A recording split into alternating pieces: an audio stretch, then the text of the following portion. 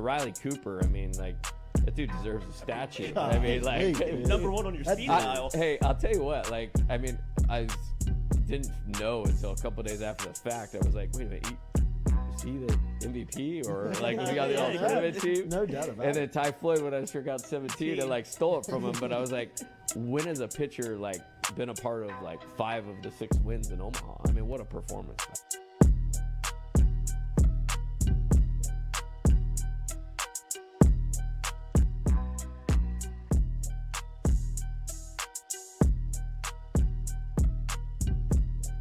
Coach, it's great to meet you. Thanks, sir. Thank you for the time. Yes, sir.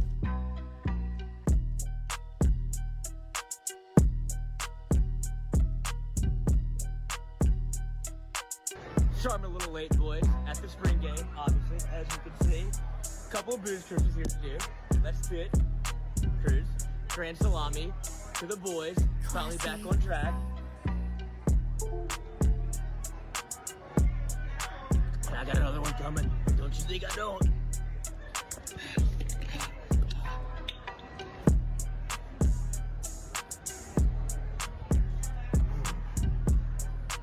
And that's how we roll in Tiger Stadium.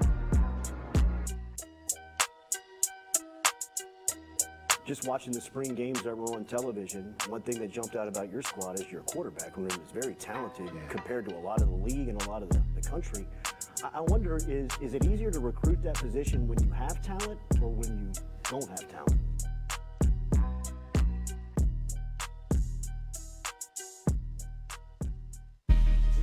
Coach Kelly, we're official. Finally, I'm get a telling chance to meet you. Thought I had to get a private audience with the Pope. There's Jordy. Monday through Friday from 7 to 9. Yeah, you see the notification. We about to go live. We got all your favorite guests. We got them in line. It's the Jordy Culotta Show. And Come have a good time. Tearing up, answering the question. I thought, my God, if she gets offered this job, she's going to take it. It's just a crazy, fun time at LSU right now. Isn't this what everybody loves? From the boot to the east to the west coast. No matter where we at, we open up the phone lines. Come and join the show. Make sure you tell your friends about Jordy Culotta Show. Yeah. Let's go! Let's go! All right. Big day. Start. Big day. Nice start. It's the Jordy Culotta Show. Come have a good time. Coach, it's great to meet you. Thanks, sir. Thank you for the time.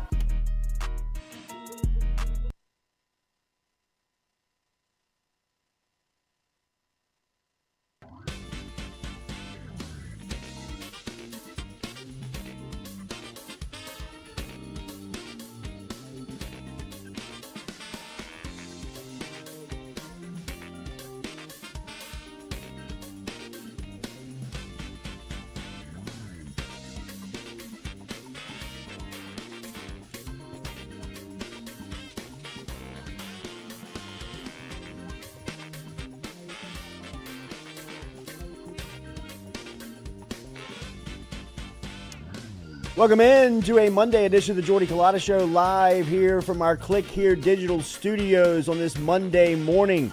Appreciate you starting your week here with us. Make sure to hit that like button, share button, comment if you don't mind. Lloyd is here. Stewie is here on this Monday morning as we get the week rolling. We'll react to LSU's first scrimmage over the weekend. New Orleans Saints playing in what seems like the most important preseason NFL football game ever. I mean, they're playing through a hurricane and an earthquake. We're going to talk to our buddy from Boot Crew Media. John Hendricks is going to stop by in the second hour. He is in L.A., and what a time it has been for everybody out there. I don't mean to make any jokes because it is scary times out there. They're dealing with a hurricane that, just from an infrastructure standpoint, they're not prepared for. It would be like us in South Louisiana experiencing an earthquake. But they're dealing with a tropical storm out there. It was some of the images coming out of the flooding over there. For whatever reason, the NFL decided to play the Saints and Chargers game. So we will talk to Hendricks and react to a little bit of the game and more get just a report of what it was like over there.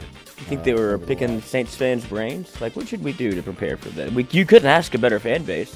I mean, Literally, they give us some advice what to do. it played out perfectly. I mean, for who was in town. But I mean, if you're the Saints, you're like, we're trying to get away from this stuff. Oh, there's a couple brewing too in the Gulf. I saw that. I think that they Back to back to back. I think they got in at 3 o'clock in the morning as they were getting out of L.A.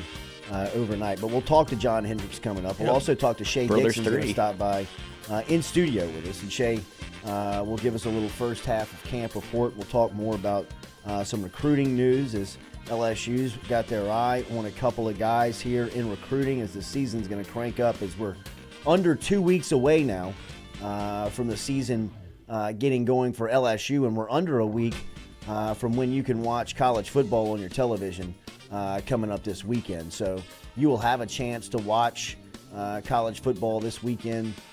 So it is that time. Remember, daily, we're brought to you by R&B Builders, our friends over at R&B, rnb-builders.com. And you can also find them on Instagram at R&B. Our friends over at Southern Regional Medical Center bring you our phone line. You can find the phone line is always brought to you by our friends over at Southern Regional Medical Center. Charlie Harvey, Jason Ramazan, Mr. Fun's Travel, Ramo over there. Jump inside of the chat. Give us a like, share, comment. Remember, if you've not subscribed, subscribe to the chat, to the show here, and make sure and click that bell as it's football season. We got some exciting stuff coming up here for you in football season from the new studio right here on the Click Here Digital Campus. So we're really excited about what we'll be doing coming up this fall. But like we said, LSU under 2 weeks away from getting going versus Florida State. So you will have football next week. We're talking about game week. We will be going to Brian Kelly's press conference. We will be there for opening week of LSU football as the Tigers are getting ready for the Seminoles. But over the weekend, the scrimmage took place in Tiger Stadium. Stewie was there for the what turned out to be a long practice and a short little stint of on the field drills. Stewie, tell us what you saw. Denver Harris was back. Hey. Yeah, Denver Harris was back. Mason Smith participated in individual drills, but he didn't do team drills. Caleb Jackson is going to be a problem. Ashton Stamps, the freshman cornerback from New Orleans, is probably going to see a lot more playing time than people think. I mean, that was really the three players that really stood out to me. I mean, Zay Alexander had some great coverage on Malik Neighbors. It was like bang bang plays. Malik was just making the play sometimes, but sometimes Zay Alexander won good on good. Yeah, it was just good on good, and it was great to see as far as the DB room taking that step to challenging the offense. So, I mean, that was really it. They really didn't do much. It was kind of like BK was kind of fucking with us a little bit, the media, because he was they were scrimmage, and we didn't get to see the scrimmage last season, so we were thinking, okay, we'll get a little scrimmage in Tiger Stadium, get there, it's 2 hours worth of practice, 30 minutes worth of scrimmaging. Which is really 15 minutes worth of scrimmaging. Right, because we got to see one-on-ones. They did some 3-on-3, 2-on-2 drills, like a screen drill. Did some 7-on-7. That was, it was what it is. I mean, the offense was winning because I think these drills, right, these drills are set up for the offense to win, and I think a lot of people kind of get that lost in the sauce, I guess. Whenever they see Jaden Daniels going 6 for 11 at practice, that's that's not really official stats, but I mean, he was probably 7 for or 8 for 12. More 3 touchdowns. 3 touchdowns. But I mean, people see that and they're like, oh, our defense is bad. But really, the defense isn't really far behind the offense. Created some turnovers. Omar Spates punched the ball out on Mason Taylor. Wasn't really too many picks. Wasn't really too many interceptions. It was more of not too much ball on the ground at all. So I liked what I saw. My biggest takeaway from Saturday, by far, is what's happening on the offensive line. Lance Hurd also. I forgot to fail to mention that. We mentioned this right at the start of the camp. Start of camp. They looked at this lineup, I believe, in the first practice that they went for fall. They went out for fall. They looked at this lineup. This is something that over the summer they were talking about, they were anticipating, and they were getting prepared for. And as the season closes in, the first 3 drives on Saturday, where you had LSU's offensive line on the field, Lance Hurd was the starting right tackle. Now, in the second drive with the ones, they went back to the original lineup of Miles Frazier at right guard, Emory Jones at right tackle. But the third time that the ones got on the field, they had Lance Hurd back at the right tackle spot and Emory Jones kicked down. That is, will you go grab Shea? Oh, absolutely. Please. That is where they want to be. They want Lance Hurd to be their starting right tackle, obviously. It was a huge takeaway, I thought, in the opening day of fall practice when they were looking at that lineup. And now here as the season is closing in and they are looking more on scrimmages on the field and they've got Lance Hurd running with the ones, you're looking at an offensive line of Lance Hurd and Emory Jones on the right side and Dellinger and Campbell on the left side with a senior in the middle and Charles Turner. LSU potentially, there is a lot of question marks of things that need to happen, things that have not happened, experience that's just not there with a guy like Hurd. But if it all checks out, LSU potentially could have one of the best offensive lines in the country when it comes down to it, and possibly the top offensive line in the league. Now, Georgia is an animal, and potentially you would have to run into them in Atlanta, and it would come down to line of scrimmage play, obviously, and Georgia has recruited at a very, very high level. And we saw it last year with a guy like Emory Jones where, you know, he took some lessons from some first rounders and some top overall selections. Guys like Jalen Carter and out there with Jones, but you'll have to go through that. But when you think about what the potential is of having those guys on the same line of scrimmage, and then, you know, the experience that they could put together of being starters again next season and bringing all of that experience back and that talent back. I mean, man, this is, I think, you know, we talked about it early on. This is what LSU wanted to get to from an offensive line standpoint. They are looking at this very early. I mean, the potential of Emory Jones playing guard and Lance Hurd being a tackle on the same line or same side of the line of scrimmage is very, very intimidating to defensive coordinators. I mean, you're talking about a couple of athletic maulers. I mean, Emory Jones, if you've not seen the video footage of him playing basketball, I don't know if we've shared it with you. I know that Shea's about to be in here, but I mean, he's got feet as good as Glenn Davis, big baby. I mean, he moves like a ballerina almost. And then Lance Hurd is, you know, I mean, he's another addition of Will Campbell. I mean, Campbell just, you know, you just plug and play that guy as a true freshman at left tackle in the SEC, and he holds his own all season long. That just does not happen. It's about to happen again with Lance Hurd if he can stay healthy.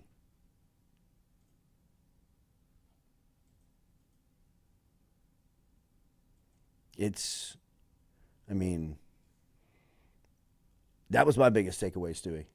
I thought that was, you know, really that's a very intimidating group, man, to roll out there. And you think about what they have in the pipeline of what, you know, could be coming in. And we haven't even really seen Mason Lunsford, right? I mean, he was out again on Saturday. He was a little nicked up, but I mean, they obviously like him too. Mm-hmm. Yeah, he's been taking a lot of reps with the ones too. like at center, at guard. Like he's just been rotating in and out. But you know who else looks good on the offensive line? What we talked about last week, Borderline? Borderline. Oh, no. He's just mauling people. He's so big. He's so physical. He's like that old school LSU offensive lineman. It's just nasty. Just all over you every play, whether it's a screen, whether it's a run play, pass, just all over. He was out there on the Caleb Williams screen, just getting out there, finding some work. So what are they going to do with Caleb Jackson? I mean, like, that looks scary. That's scary. Yeah. I mean, some of the stuff he was doing out there, I mean, that is just like God-given, here you go, son. I mean, like, there's just not a lot of people on planet Earth that can do that on an SEC football field. He's running away from people. He's sidestepping people. He's running through people. I mean, he is doing things that freshman running backs, even at LSU, you rarely see. I mean, it took Leonard a minute to get going. What, like 3 games, 4 games? Yeah, right. I mean, like, he wasn't doing this type of stuff in scrimmages his freshman season, like going into his freshman year. I'm really trying to think of a comp of a guy that came in that fast and had people talking like Jackson does. Maybe Jeremy Hill? Maybe. I mean, Jeremy Hill didn't play till the 5th game of his sophomore year. I mean, I can't even think of one, like, recently that just came in and just took over the running back room like it was his. And in a crowded room, like in a jam-packed, real physical room. I mean, like really tough room to get on the field type stuff. I mean, it even took like Clyde 3 years to kind of break the Clyde, Darius Geis, took them all at least a year to break through. But Caleb Jackson seems like he's going to do it in year 1.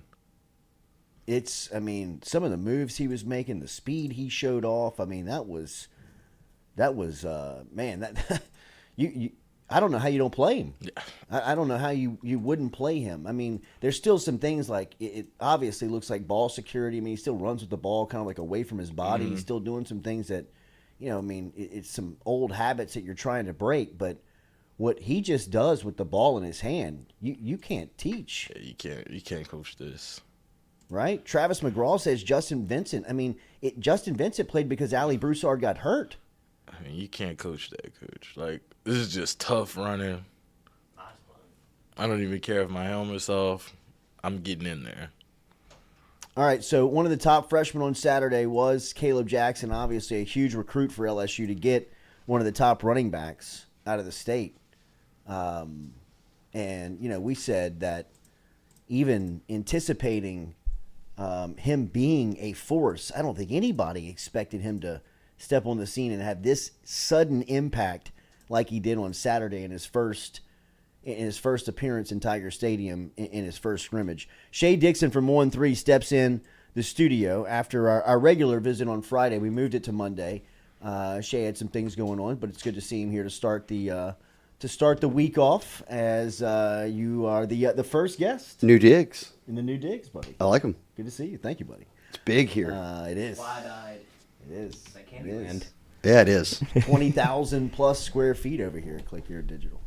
I'll be doing some exciting stuff, bro. Thanks for driving over. About to put a lot of holes in these walls. That's right. That's right. If you need them, you know who to call.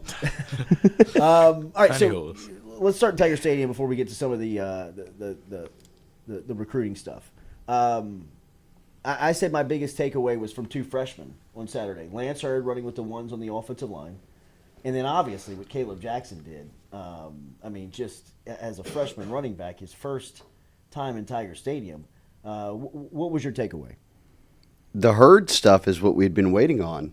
I mean, all camp he had run second and third team at right tackle, giving him all the reps he could have, but it was still Emory Jones, playing the same spot he started in a year ago.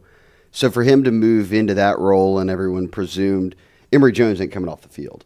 So If Hurd's getting on at right tackle, that means Emory Jones is sliding inside. And coming out of Catholic, I mean, Emory Jones was ranked as an interior offensive lineman. A lot of people thought he would be an interior offensive lineman. So this isn't some unexpected move for him. It's just for Brad Davis and the staff, how many ways can you kind of shuffle up the pieces to get your best 5 out there. So I thought that was a very positive sign to end camp. You got to think this time a year ago, Caleb Jackson, much like a Mason Smith, very first game of the year, very first drive of the year, fractures his ankle, he's done for the whole season. So there was a thought going even into the offseason, okay, he'll have to recover, rehab, and we'll see where he's at in fall camp. Well, he went out in the spring and was running 10.6s. I think he had like a sub 10.6. So there was no question he was healthy again, and he did that at 218 pounds. I remember texting him the day after he ran that time, and it's like, dude, what are you weighing right now? It's like about 218. I was like, God. All right, watch out. So when he wasn't here this spring, obviously, he was still in high school. But this was his first fall camp, and early on we saw those ups and downs. I think he had a fumble during a live session we saw. He had one go off his hands that went for a pick. But then you turn around and you see, efforts like he had on Saturday. LSU put out video, if you haven't seen it, where he broke off 2 touchdowns, one being a 71-yarder where he kind of shredded the whole second-team defense and then burned them. So not surprised by that. And also Ashton Stamps coming out of seeing not really left field. I was a huge Ashton Stamps fan, but just they need corners. And for him to step up as a guy who played a lot of safety at Rummel and corner, was signed as a safety, to make that move down there, I think is big. So there's not a Harold Perkins that you're going to have to be like, or there was a lot, Mason Taylor, Will Campbell, Emory Jones. Like, you had a lot of guys last year that stepped up as true freshmen. There's the talent for that. I don't know if there's a Harold Perkins, but I also get the feeling this team is in so much better shape depth-wise that they don't need that many freshmen to have to, roll out against Florida State and take on starting roles. It's just good to see guys kind of at least be on the second team and tapping on the door for playing time. Did you expect Jackson to transition like this? Yeah, I think running back's a position, too, that if you've got a grip on the fundamentals of it, that you can get in for a few plays. It's different than a lot of other positions where, hey, if we throw you out there and, you know your read on this play or whatever it might be, you're going to get some touches. Now, extending those touches beyond a handful in a game means you have to know how to block. You have to know how to catch. You have to know how to do everything that doesn't make it very obvious that, hey, when he's in, he's getting the football, or not type of thing. So, no, I'm not shocked by it. Defensively over the weekend, we saw the defensive backfield get Denver Harris back on the field. Just from an impact standpoint, what have the last week and a half, in your opinion, meant to the team, and how does him being back impact that position?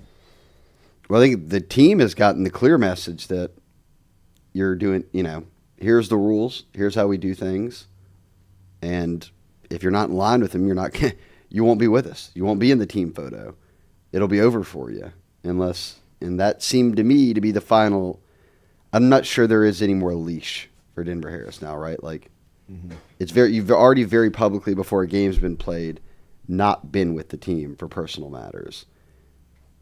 That tells me that there's not another time where you're not with the team for personal matters. It'll just be over. So they knew that coming in. Brian Kelly talked about that in the spring, we did a lot of research. We met with him. We agreed here's what the page we're on. And when he's not on that page, it'll be over with. Like, this is his final chance at playing big-time SEC football. I was a little surprised he was back this weekend. I honestly thought that would probably be it for him. But him being back is a good thing. He's naturally the most talented corner they have. But he's never done anything more than third-team stuff, really.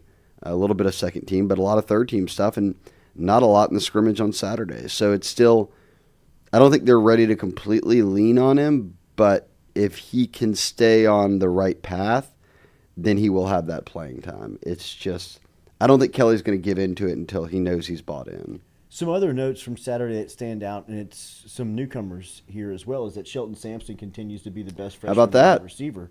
What have you made of his camp up to this point? Good for Shelton, because I wondered, they signed 4 receivers, but they also had the 3 starters back, or 3 guys you would presume as starters, and Neighbors and Thomas and Kyron Lacey. Then the second team was all guys who've been here, Kyron Lacey, Ibieta, and then Aaron Anderson. And Aaron Anderson's going to be on the field. So you're already past first team and second team. How much are the freshmen really going to play? Well, there's 4 of them. now you've not only got to beat out those guys, but you've also got to find a way onto the second team and into more playing time. And Landon Ibieta being out the past week gave Shelton that window, and he stepped up. It's all of those guys I like a lot at receiver because they complement each other really well. None of them have the size and athleticism that Shelton has, and he's got great hands. I mean, we all saw him play plenty at Catholic.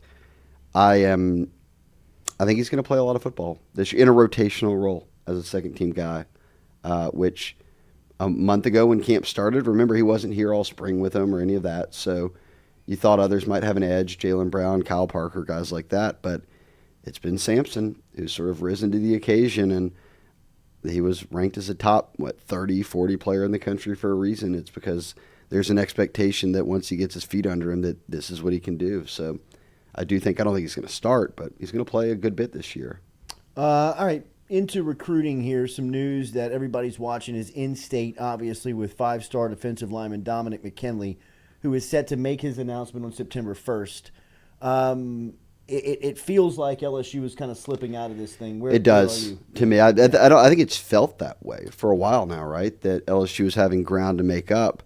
Whether they made that ground up by the time he announced on September 1st or whether they did it by signing day in December, to me was really the question. And I have not heard anything over the weekend or in the past week that leads me to believe that LSU pulled ahead of a number of other teams. Ohio State, Texas, A&M, Oklahoma.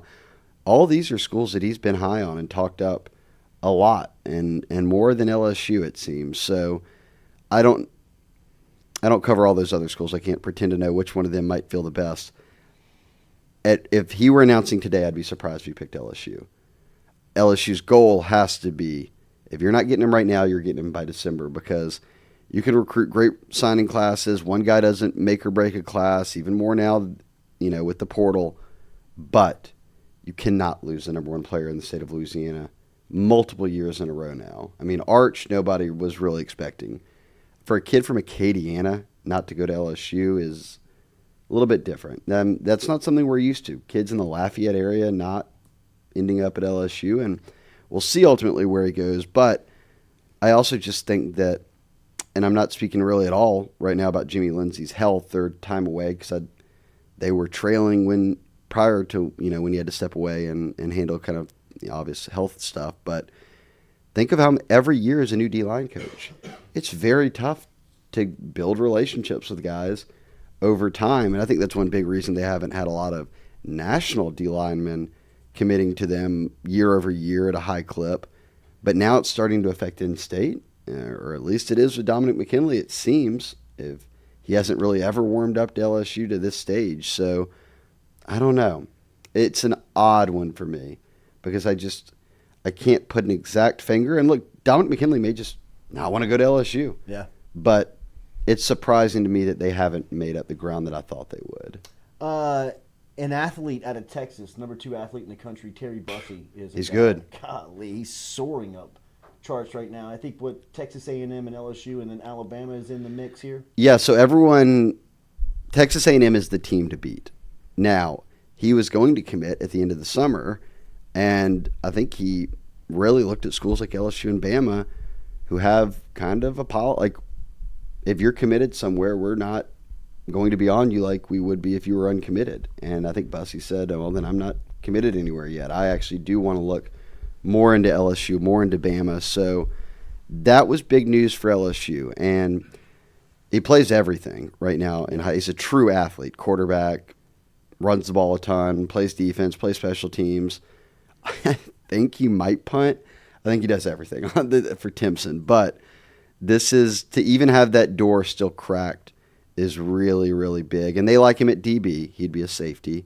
And they have 2 safeties, obviously Joel Rogers and Deshaun McBride. But Wardell Mack was the guy they were recruiting at safety. He ends up committing to Florida. If they still want another safety who's at that level, of player, top 50 overall player, Bussey's really the only guy left out there. So it's sort of like you go all in and see how the chips fall. But they will host him in September for an official visit.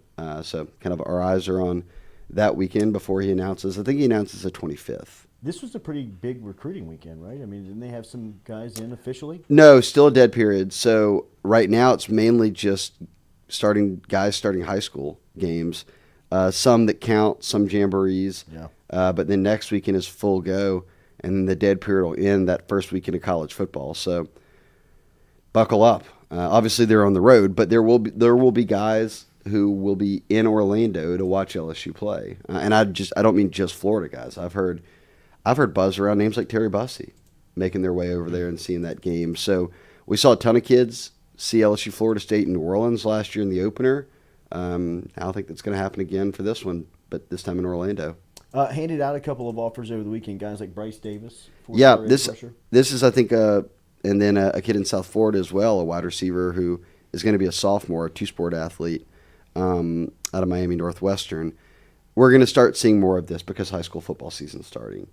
And as kids you see a couple of games of them. Usually the rule is like 3 games. Some kids are just kind of grabbing offers earlier, but you see a few games, you watch the film again. Now you've kind of got an updated feel for how they look on the field, and offers start getting handed out. So the next month, you'll see a lot of new offers go out from LSU. We have somebody in the chat asking about a Georgia linebacker. Devin Smith. Yes, he is going to visit again here. I'd expect he'd be in for the Grambling game, which is a home opener. But he told us that he wants to announce in September at some point. Bama, Kentucky, I think Auburn. There's a number of other schools that he had put in a top 5. But from just talking to Devin Smith and folks around him, I would call LSU the team to beat and the leader. And this is someone Matt House has really liked and wanted to get on board and had him in over the summer. Was back at the Bayou Splash. Yeah, this is, if I'm on kind of keeping an eye on which seniors in high school could be next to commit to LSU, he's near the top of the list. Oh, wow. So in a recruiting dead period right now, obviously it's about the midway point of camp. You'll get into really kind of focusing on game week a week from today. Yeah, right. Isn't that usually kind of what today's first day of school? So everyone gets back, and then what are we, 2 weeks out? So next week is like full on all Florida State. Maybe this week's a little bit more self-scouting and kind of putting the finishing touches on your off season. But yeah, we're right there ready for full on preparations for the Noles. What do you think the addition of Mason Smith being back for this team does? Everything. I think that's bigger than, I think it's as big as Harold Perkins was a year ago. I mean, Mason he's not going to take over like Arkansas. Harold Perkins just like took over the game and basically won it for him. A defensive tackle lineman isn't going to do that, but he's going to open up so much more for other guys if you're doubling him. And if you're not doubling him, he's going to win 90-something% of those matchups. So I think he just brings a completely different element to that D-line group when you pair it with Mekhi Wingo, Savion Jones, all of these other guys that now they have as depth pieces, and Jacobian Guillory rotating, playing as a nose tackle. They are in so much better. I mean, you got to remember, it was Ojulari, Ali Gay, Roy, and Wingo last year, and that was it. Mm-hmm. That's it. Yeah. Then they played Harold Perkins. This year they can play 10 guys on the D-line and still feel good about it, let alone leading with a guy like Mason Smith and Mekhi. So, and I'm all Savion Jones. I think he's going to have a breakout year. People forgot he had a handful of sacks a year ago, so I wouldn't be surprised if he almost doubled that number and got to 6 or 7. I love Savion Jones. Bandwagon getting packed over here. Oh, there's a bandwagon? He's a 5-star on On3 coming out. I absolutely did. It used to be Savion Smith. The reason why... That's right. Yeah, we pivoted. They bust my balls on him a little bit is because when he came in, I said this guy could be a first-round pick. Let's go. And, I mean... It's a money year. A couple of people have been, on me since I've said it. And I said, I mean, if you look at the way he closed last year... Yeah. If you were paying attention to the spring and summer that he had, and now you go out there, I mean... Did you go watch him or see him? Filled out. Oh. 35 looks great. I mean, 3 square meals a day in the LSU nutritional program, working out. Money year. I'll take 35. Money. Uh-huh. I mean, is that overstated? Do you think that potentially he could play himself into like a high-round draft? Oh, no doubt he can. Yeah. Or he can make the decision if he plays really well to come back and up it even more. Stamp it. But, yes, I do think Mason Smith, I mean, those are now true juniors who, that's a money year. If you can really put on a show, you'll be front and center on draft boards. I love them both. I think, God, that combination is just something. If they would have had that a year ago, I think they could have won another. It's just, they're difference makers. And Mekhi Wingo is so consistent. And Guillory's a senior now. And like I said, they hit the portal and got a ton of guys. Defensive line is the one group on this team. Well, there's a couple groups, a few. I feel very good about. Like, I just can't see how it goes wrong for them because they have so many pieces. I feel the same about wide receiver, right? Yeah, How do you I think feel so. about this wide receiver? Because it looks like Kyron Lacey's running with the ones after Malik Neighbors and Brian Thomas. Yeah, right? and you're going to put Aaron Anderson in there and play him. I mean, you're not keeping him on the sidelines. And now we've seen Ibietta's hurt, but the emergence of Shelton for the first time in a while, Chris Hilton being completely healthy, which he's had to battle through, I think, 3 injuries now since coming to college. But when he's out there, you see the speed. I mean, the athleticism is through the roof. And then you can kind of throw some of these freshmen in there, Jalen Brown, Kyle Parker, Kai Prion. So I do think they're not super deep. I don't even know if that's 10 guys. 10 if you have them all healthy. Right now, 9. But all of them can play. So the 2 deep there is great. If you can keep them all healthy, you're going to be fine. What do you make of Sage Ryan running at cornerback? Depth. I mean, or an experienced piece, however you want to put it. They don't have any corners.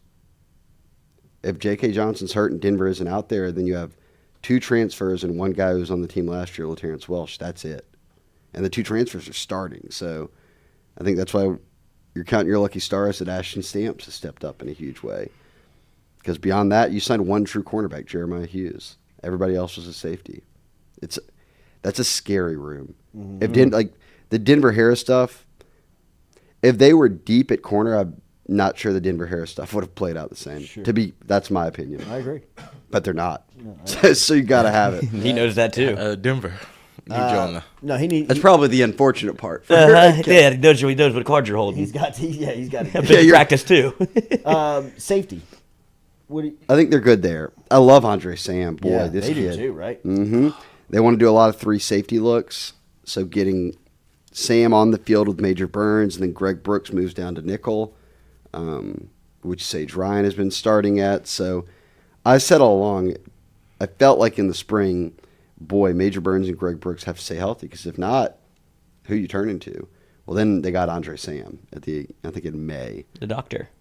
So that was such a big pickup. Frank Wilson Dr. special. Sam. Such a big pickup for them. So, but beyond him, you'd have Toviano. You got Jordan Allen. So now you've got some younger guys. But if you don't have to lean on them to start or be that first guy off the bench, you're in a much better position. So, in a way, I kind of feel like Andre Sam saved the safety room for him, because you were going to have to get through the whole season with Brooks and Major Burns being healthy and contributing.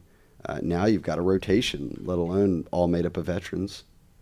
And then I know we started with running back, but just back to the running back spot. They've got There's 8 of them. But you see flashes like Caleb Jackson, and then you've got this experience with guys like Kane and Diggs and Josh Williams. And how do you think they measure this thing? Well, Frank's been around this a long time, so he'll figure it out. Well, here's rule number 1. There are 2 or 3. Unless you know all the plays, you're not going to play. If you can carry the ball, do you know your blocking assignments? If not, Joe Burrow sending you out to the sidelines. I mean, we've seen this play out before. And fumbling, holding on to the football, I think is number 1. That'll get you benched quick. So yeah, well, that's the luxury you have when you have 8. Yeah, no kidding. Maybe that also motivates guys to get it right, because they know, hey, if I get out there and they don't trust me, it takes a while to get back around that 8 people to where they're like, all right, let's give him another shot. I would expect Josh Williams, Noah Kane, Diggs, and Emery to be the guys we see against Florida State. I don't know if you're going to get out there in a spot where you're Trey Bradford hadn't played in more than a year, Trey Holly and Caleb Jackson are true freshmen. Like, are you putting them out there in those spots? Or are you going to put out guys that you know you can trust? I'd be floored if Williams didn't lead the way in the Florida State game. Mm-hmm. I think the question just becomes who's up after him.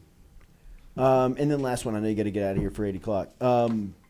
The quarterback, did the numbers surprise you on Saturday? No, and I haven't really looked too much into quarterback at all in camp, because I know it. We've now seen them play. I know what they are. And so many people are wondering, does Daniels take that step in the vertical passing game, or do they have a more explosive passing game? And he takes, I don't even know if you call them risks, but just It's not always the check down, or it's not always the run, or however people want to frame how they viewed him play a year ago. He'll be better than that. There's no way, because he's been coached up all offseason to take those steps forward. I think he will. I think he also knows that Nuss is right on his heels, so he's got to deliver. It's funny that, and I guess this is just the difference between being a top 10 team and being a team that can make the playoffs, but Jaden was really good last year. Yeah. And people are acting like he's not a Heisman candidate. Like, if I don't see it, I want to see Nussmeier in the game. Like, Jaden Daniels is your quarterback. You just want to see that explosive element of the passing game come. And that means, yes, some vertical passing game. Trust your receivers. Lacey, Thomas, Neighbors, who's a dog. Let them go make plays. Throw it up, down. They don't have to be wide open. Throw it to them. But also the short and intermediate stuff, how do the receivers turn that into something? A guy like Aaron Anderson can do that. You throw it to him 5 yards down the field. If he's got space, he's gone. Yeah. So I think it's a combination of both. I think the receivers need to step up, really make some plays. We'll see Daniels more of the vertical stuff, and I think the passing game takes a step forward. I do. Shea Dixon, On3. Remember, you can read all the work at on3.com. It is a great site to follow in-season coverage as well as recruiting coverage. There's a podcast to go along with it. It's a great listen over there. Everything's online at on3.com. You can follow him on social media at Shea Dixon. Good to see you. Thanks for yeah, great. I love the studio. Thank you, man. Let me know if I need to hang some stuff. I'm very good at it. All right. Well, need a little help. All right, we're brought to you daily by Go Roof. Remember, online at GEAUXroof.com. A beautiful roof every single time. You get 2-year free workmanship guarantee with all new roof installations from our friends over at Go Roof. They've been providing roofing services to residential and commercial customers since 2005. Whether you need a new roof installed or you need a roof repaired that you have on with an existing roof, you can rely on your locally owned and operated business to deliver prompt professional service without compromising quality. That's Go Roof, online at GEAUXroof.com, and the phone number is simple, 225-927-8300. Call the fellas today. They'll jump up on the roof for you, man. They'll tell you if they need a new roof. They'll work directly with the insurance company. They'll take all the stress off of you. They remind you, don't sign anything until you meet with the roofer. Don't sign anything until you meet with the pros. Don't agree to anything without anybody jumping up on the roof and telling you what the deal is. Our friends over at Go Roof can help you out. GEAUXroof.com, 927-8300 in the 225 area code. We'll be back. Hour number 1, Jordy Culotta Show, built by R&B Builders.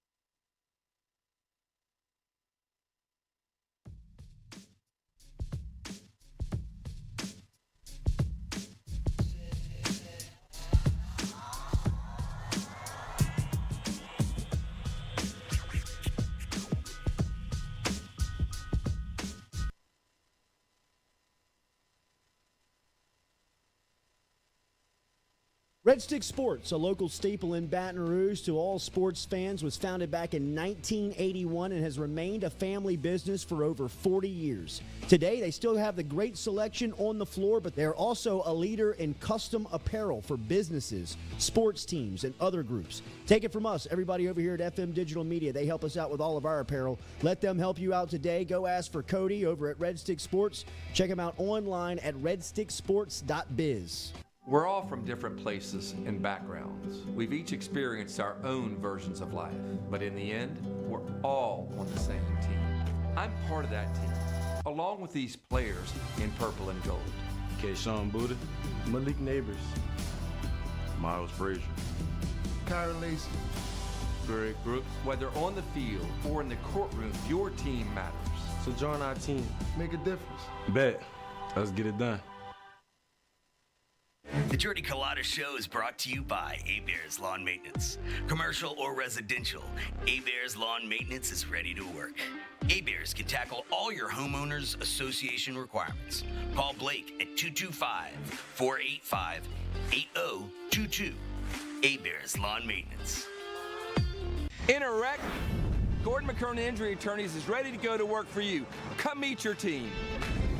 I'm your intake specialist. I coordinate your case and connect you with your attorney and paralegal. That's us, your legal team. Thanks. And we'll fight to get you every dollar you deserve.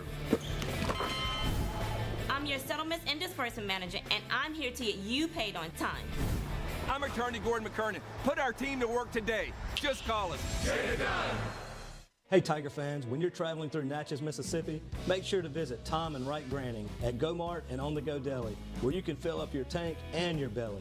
Go Mart has clean restrooms, community coffee, an awesome beer cave, and a great selection of anything you may need on your trip. Located at 4 Sergeant Prentice Drive as you're entering Natchez on the left. Also stop by Wardo's Po' Boys at 309 North Broadway on the beautiful Natchez Bluff, where the Po' Boys are so good you'll swear you're in Cajun country. At Ochsner, we know healing is a team sport.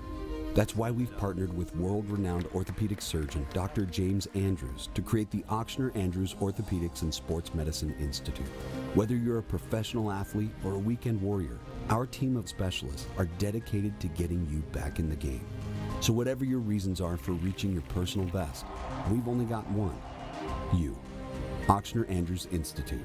Long live you.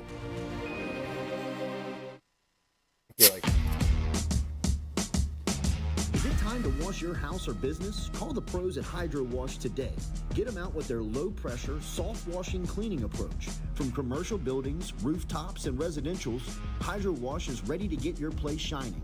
Find them on Facebook or call Curtis at 225-933-7068.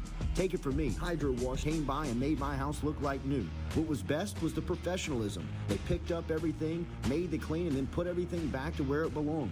Get in touch with Curtis today. Call him at 225-933-7068 or find Hydro Wash on Facebook.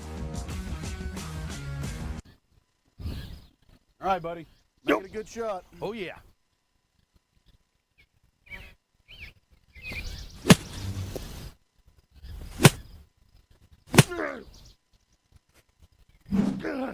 Sticking the roof in.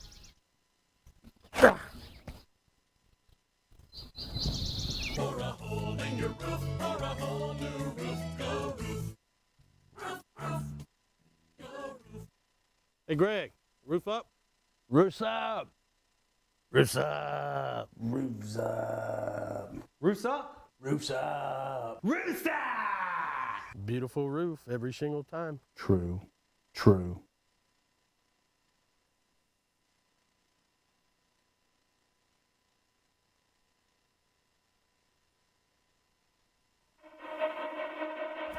If you're in the market for a mortgage lender, you need to start with Doug Bickley and his team. Bickley has built a crew with over 50 years of combined lending experience. They've been in business for over 20 years, and they love helping their clients achieve the American dream of home ownership. They're also key with working in real estate agents and helping their clients getting same-day pre-approval. They average about one buyer a day getting them in a home. If you want to get in touch with Doug and his crew, it's easy. Call them 225-214-5154. 225-214-5154. Go see the Bickley team today. They're located on the corner of Coursey Boulevard and Sherwood Forest right here in Baton Rouge.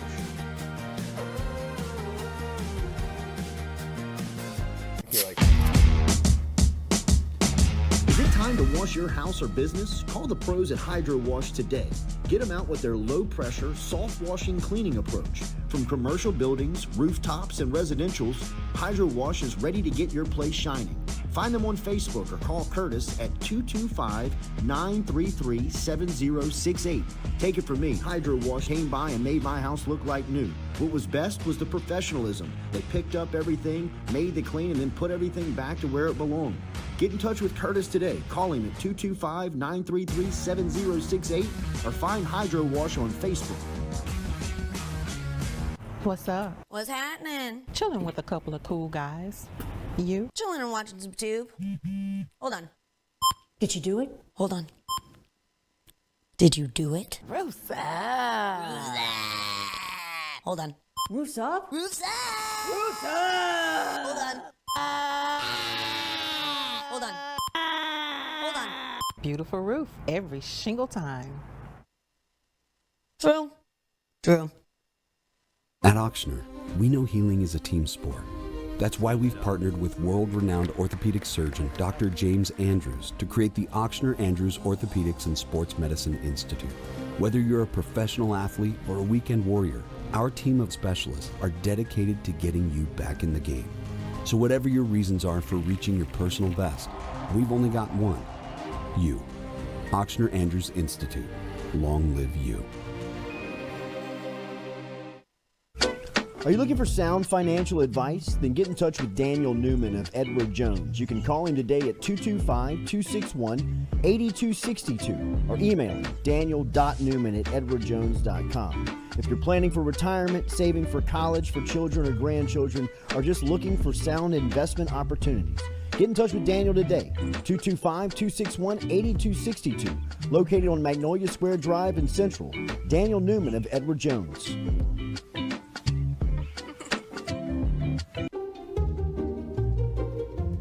You can't put the cart before the horse. That'd be like, will you marry me? Do I know you? Never sign a contract with a roofer before he gets on your roof. Call Go Roof instead. We offer a free, no-obligation inspection. A beautiful roof every single time. Bobby, goes in the front. Roof, roof, Go Roof.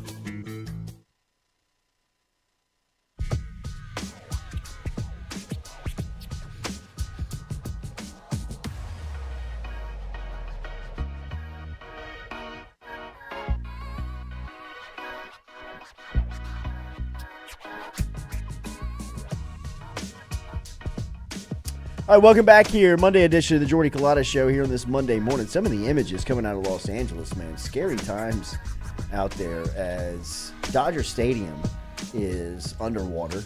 There is Jet cars skiers being like swept away in Los Angeles, in Southern California, due to some of the just amounts of rain and the inability for the infrastructure to be able to keep up with it. It was a hurricane at one point, but it was downgraded to a tropical storm off the coast of California. Within the tropical storm that's happening on Sunday, an earthquake, a 5.2 magnitude earthquake registers in Southern California on top of what's happening with the tropical storm weather that's coming through.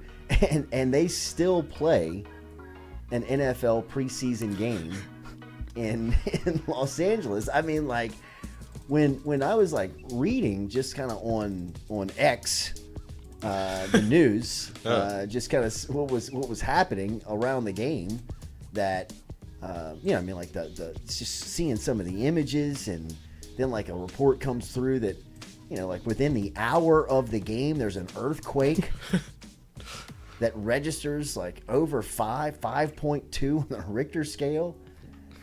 And they kicked that thing off, man. Like, gotta they get just this TV money, coach. They play it. I mean, like they played what I guess will go down as the most important preseason NFL game ever. I mean, like the fact that they played that game. Did people go? Yeah.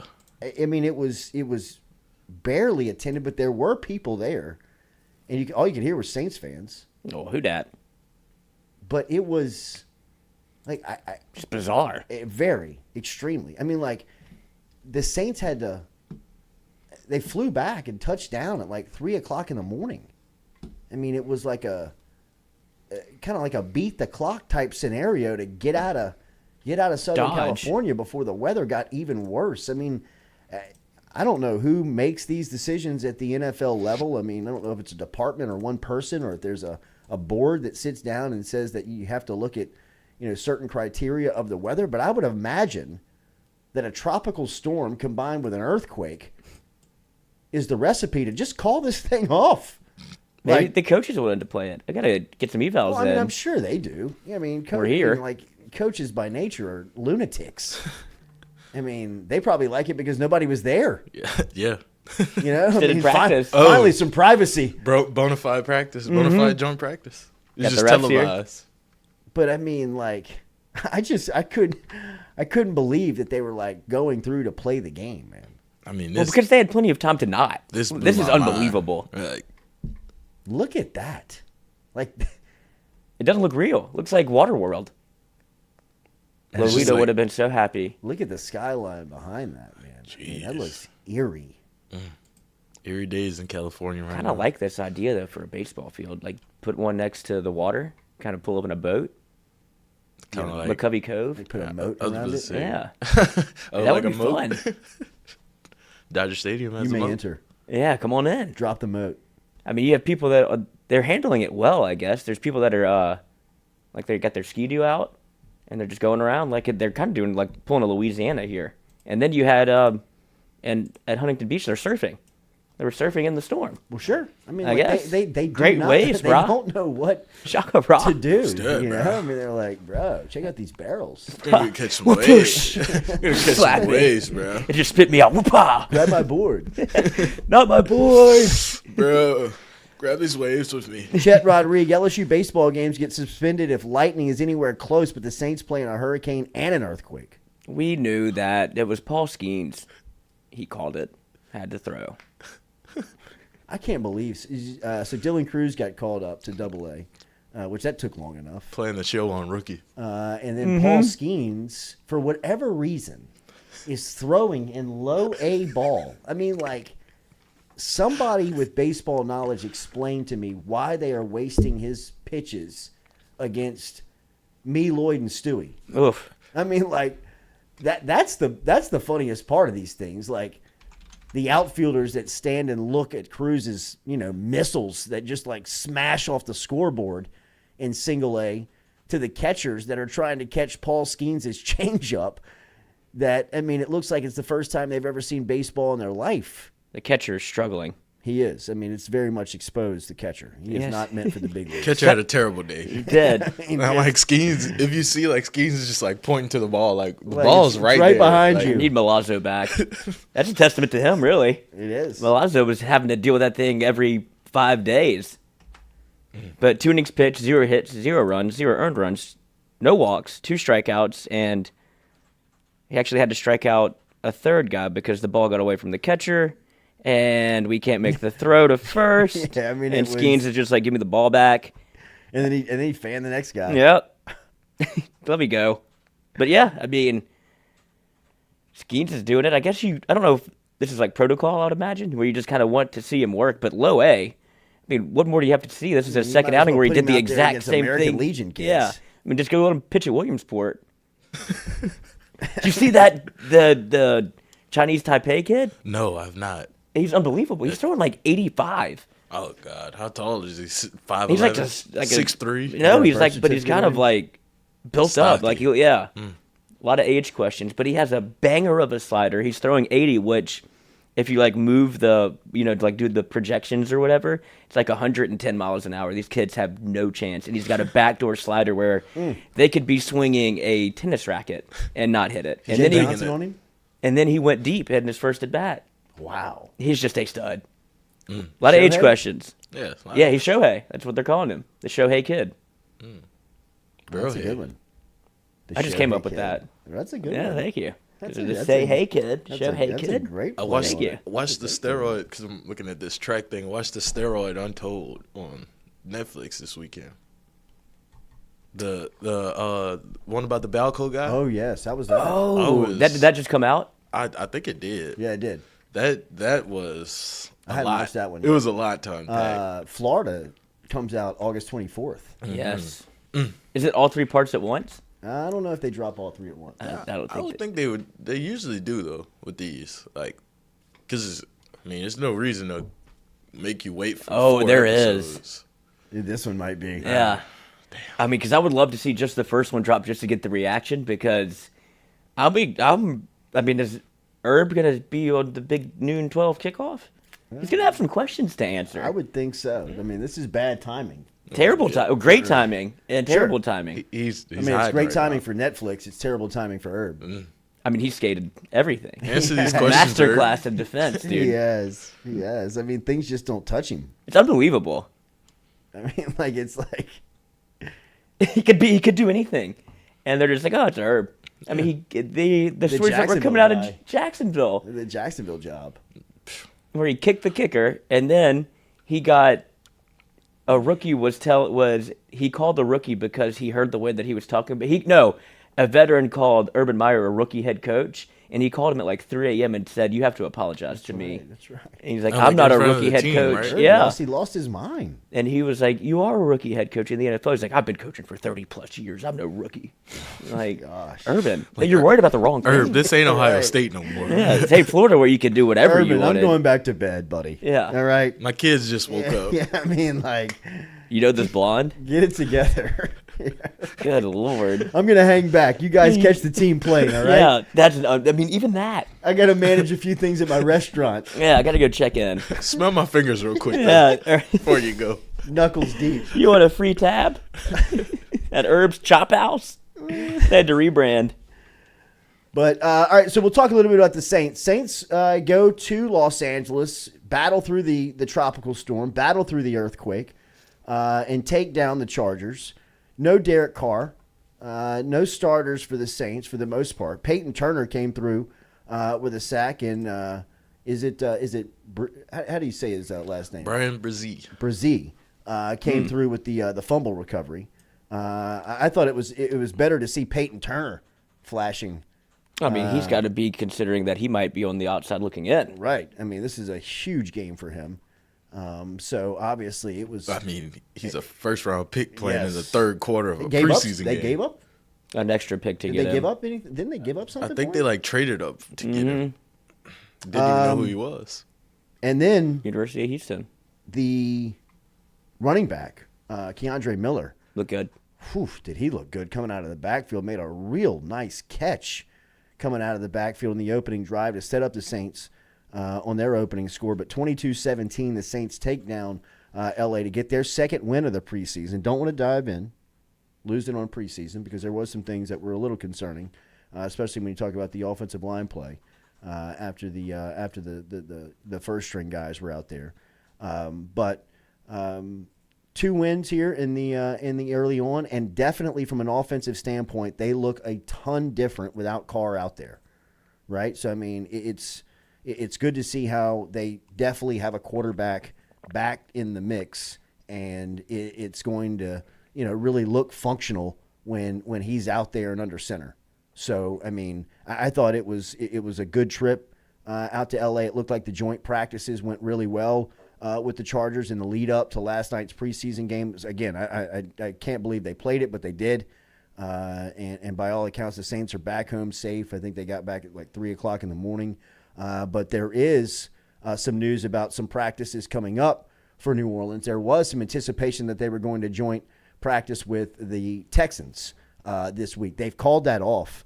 D'Amico Ryans, as the Saints talked about, head coach Dennis Allen was talking that D'Amico Ryans, the head coach for the Texans, called him earlier in the day and said, "Look, they're a little banged up. They're injured. They don't know how they can do this with the joint practices, and they think it best if they just sit this out." So the Saints, who were scheduled to have joint practices in New Orleans with Houston coming up this week, have decided to put that on the shelf and just get back home and get back to their individual work before their third preseason game of the season. But another win for New Orleans, as we're scheduled to talk to John Hendricks from Boot Crew Media and SI.com, who covers the Saints here in a bit. So we'll get back to it here. Remember, Daily, we're brought to you, speaking of New Orleans, our friends over at Katie's Restaurant. Katie's is located down in Iberville Street.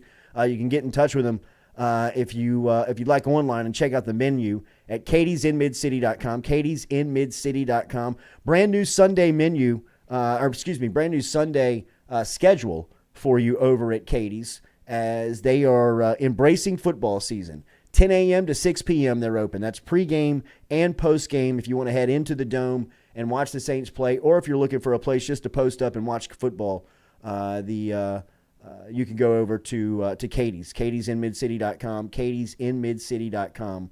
We'll get you taken care of instantly today. Tell them you heard it here on the Culotta Show. So it was good to hear from Shea.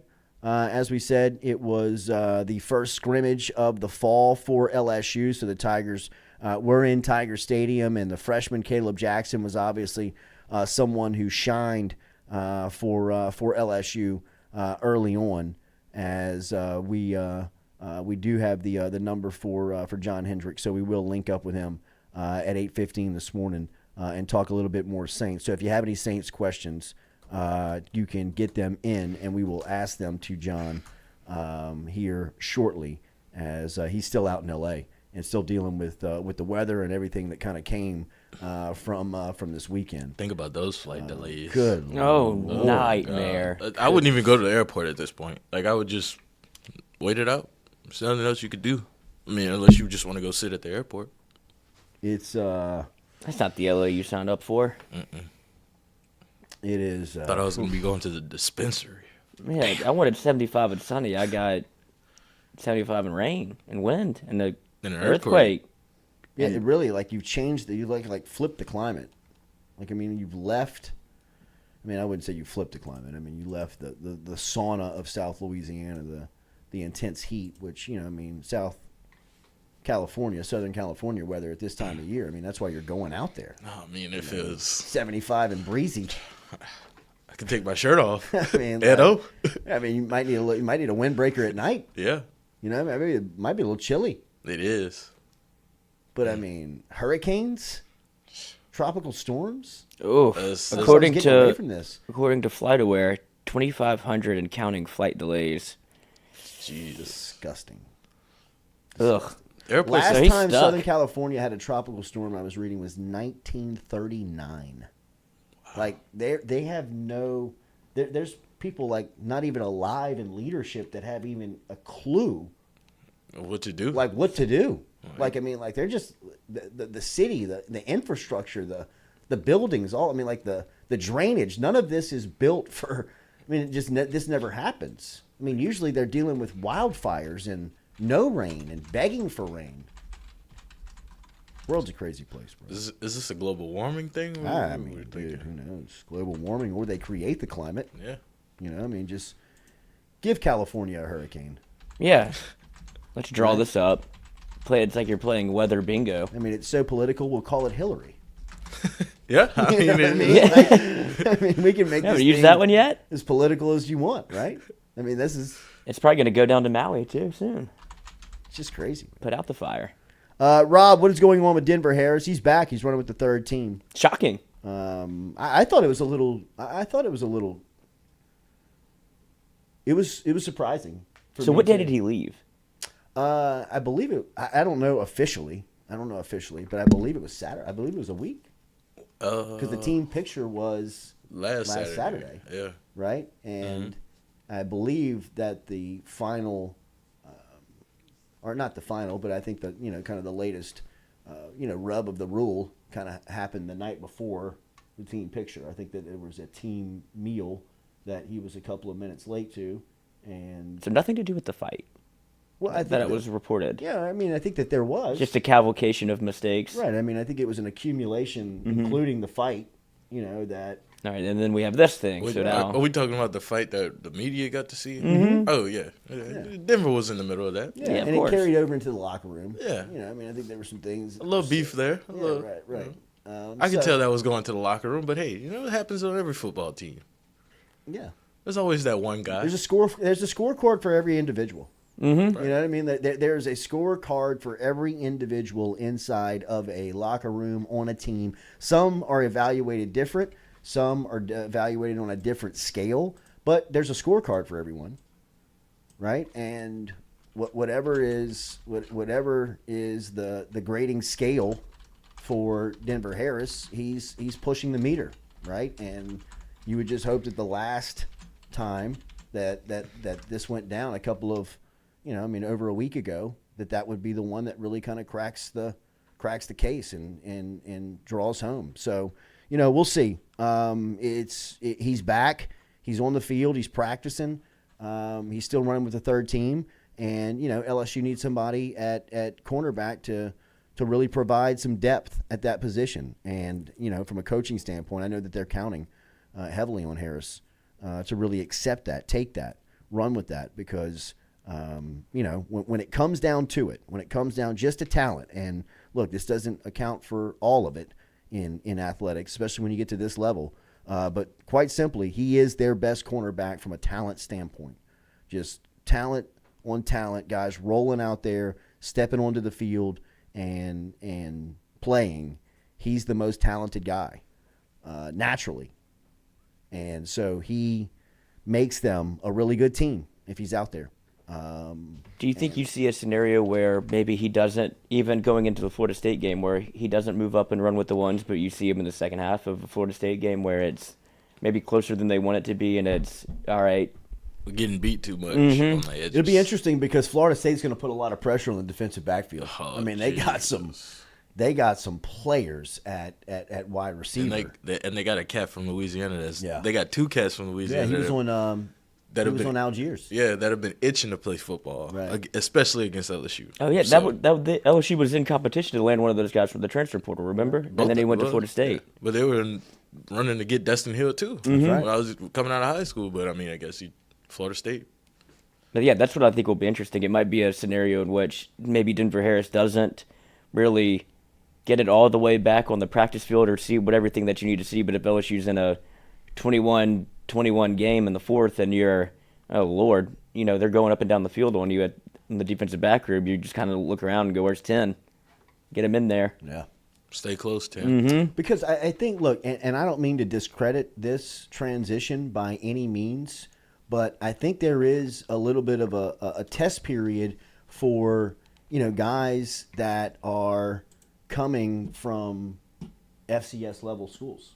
I just think that naturally everyone has a built-in, hey, it's going to be faster. Mm-hmm. Can they keep up when it first happens? And you've got that with Zy Alexander. You've got that with even in the back end with a guy like Andre Sam. Right. I would even say that you have that with a guy like Deuce Chestnut. Yep. Right. Where look, he's played teams like Florida State and Clemson. So I think he gets what big time football SEC speed looks like. But once and twice a year is different than they even got him in Starkville too that can run, right? There's no weeks off, right? You in the ACC you may get 2 out of 3 or 4 weeks that are really, really competitive. At this level, there's no days off, there's no weeks off, so that's something that you really have to kind of account for. You just have to see whether or not they. The transfers that come in from lower level schools can keep up. And that's not to be, discrediting to them or, disparaging to them. It's just different. It's what it is. It's a faster, higher level of competition. And, certain people have been playing one way for a certain amount of time. Can you transition into it? It's a lot like high school to college, but you're specifically looking for one type of prospect in certain situations. You only have to go back. You can literally turn the calendar to 1 year ago with Colby Richardson, and the reports out of camp, he was coming in and he was that veteran leadership that you need at the quarterback spot. You go 1 game in and you don't see him ever again. No. That could be, Zy Alexander's going to be on that same grading scale where, okay, looks good in practice. Let's see what it looks like in a game. See, but I'll go further because last year with Colby Richardson, you could kind of see, he was still getting beat a little bit. Zy Alexander's actually holding his own, against Malik Neighbors, Brian Thomas, Chris Hilton, against the top dogs in the room. He has not given up much, and even when he does, he's right on it. Yeah, so. I just think not only is it a talent perspective, it's a environment perspective where you go in, the lights get super bright, super fast because you haven't been on this stage before. At Southeastern, he's in Hammond, America, and he's the best player on the field every time he steps out. Now it's 3rd and 8. And you got crowd, Johnny Wilson. Yeah, you're trying to make checks. They're coming at you. Yes, you're who they're circled. You used to be the guy. The ball's not coming my way. Away from. Right now, it's who's that? Because if 10 does get it right, if Harris gets it right, they ain't throwing it. They're not throwing it over there. Because once you get him on the field, it's going to be nearly impossible to take him off just because of the skill level. It's like the Christian Fulton scenario. Whenever he got right and got back after suspension, it was, I guess we'll throw it at Stingley.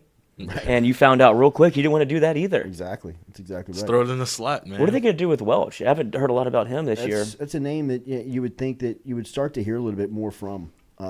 So we'll see. Mixed bag. Mixed bag. I mean, he just got so much But I run. mean, He had to, but he had so much run in the spring. Yeah, but I'm not saying like he doesn't get beat a lot. Like it's not him getting beat. It's just more of like He ain't flashing. Yeah, he's not flashing. He's not making plays like Stamps. Like Stamps is when he gets in the game, it's flash. Like he comes in and makes a play behind the line. Then the next play, pass breakup. Like it's not that for Terrence. It's just So it'll be Zy Alexander, and from all reports of what Shea just said and what I've read from the scrimmage, it was Deuce Chestnut. It was Deuce, and then a lot of it was Sage Ryan on the other side. Was I mean, he just worked his way right into being a starting quarter. Yeah, pretty much.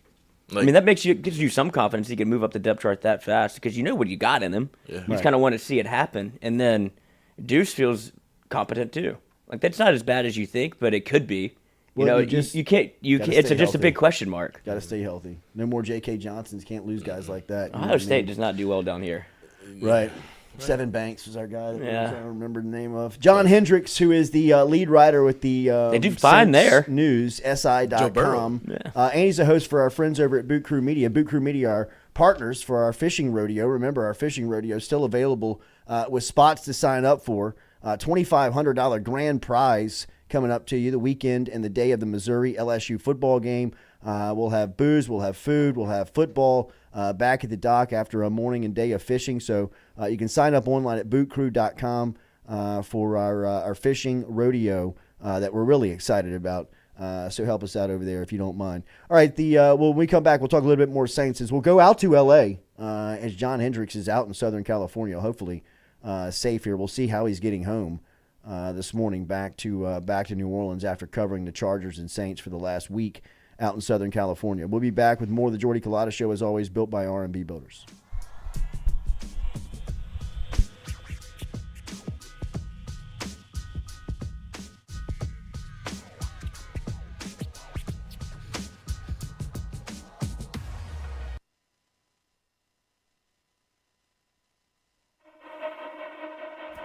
If you're in the market for a mortgage lender, you need to start with Doug Bickley and his team. Bickley has built a crew with over 50 years of combined lending experience. They've been in business for over 20 years, and they love helping their clients achieve the American dream of home ownership. They're also key with working in real estate agents and helping their clients getting same-day pre-approval. They average about one buyer a day getting them in a home. If you want to get in touch with Doug and his crew, it's easy. Call them 225-214-5154. 225-214-5154. Go see the Bickley team today. They're located on the corner of Coursey Boulevard and Sherwood Forest right here in Baton Rouge.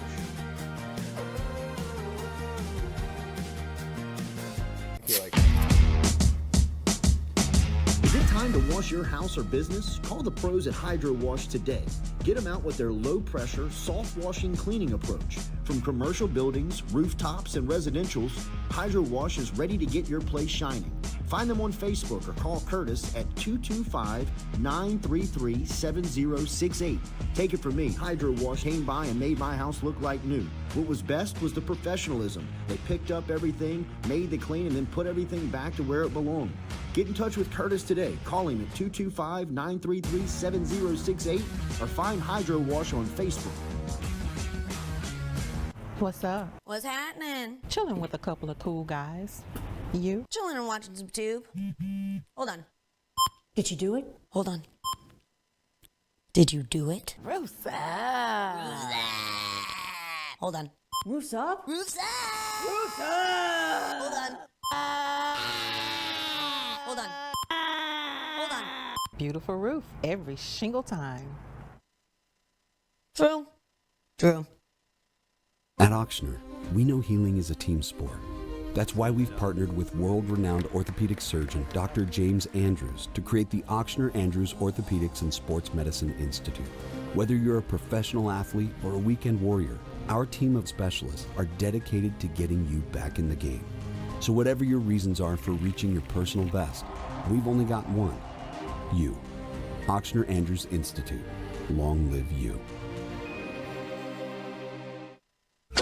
Are you looking for sound financial advice? Then get in touch with Daniel Newman of Edward Jones. You can call him today at 225-261-8262 or email him daniel.newman@edwardjones.com. If you're planning for retirement, saving for college for children or grandchildren, or just looking for sound investment opportunities, Get in touch with Daniel today, 225-261-8262. Located on Magnolia Square Drive in Central, Daniel Newman of Edward Jones. You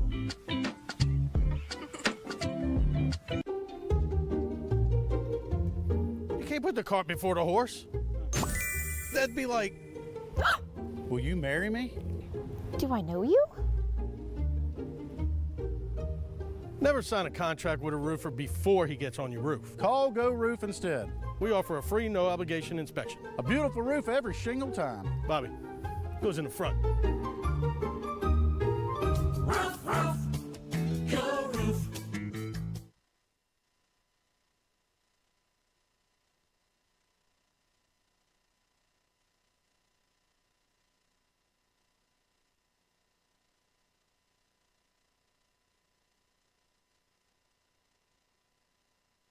Red Stick Sports, a local staple in Baton Rouge to all sports fans, was founded back in 1981 and has remained a family business for over 40 years. Today, they still have the great selection on the floor, but they're also a leader in custom apparel for businesses, sports teams, and other groups. Take it from us, everybody over here at FM Digital Media. They help us out with all of our apparel. Let them help you out today. Go ask for Cody over at Red Stick Sports.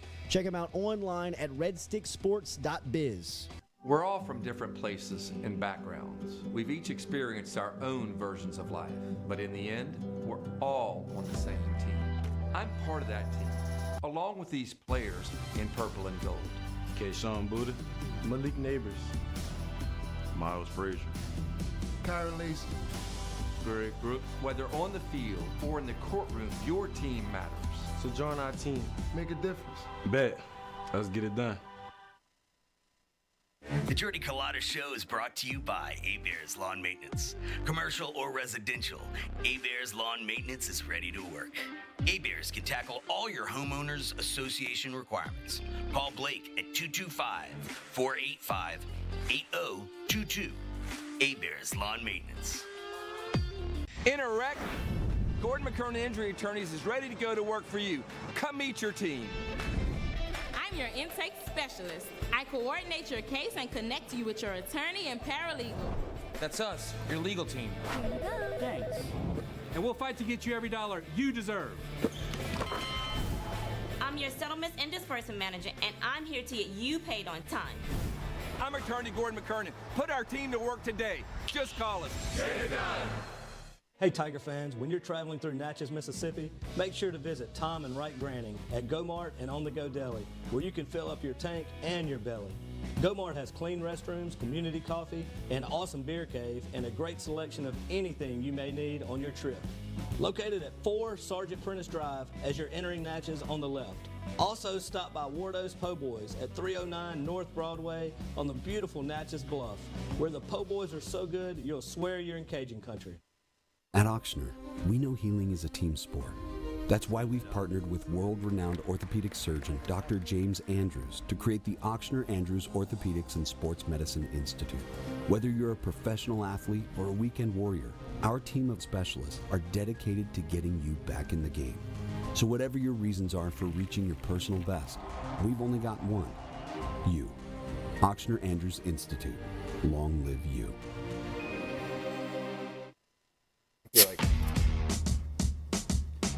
Is it time to wash your house or business? Call the pros at Hydro Wash today. Get them out with their low-pressure, soft-washing cleaning approach. From commercial buildings, rooftops, and residentials, Hydro Wash is ready to get your place shining. Find them on Facebook or call Curtis at 225-933-7068. Take it from me, Hydro Wash came by and made my house look like new. What was best was the professionalism. They picked up everything, made the clean, and then put everything back to where it belonged.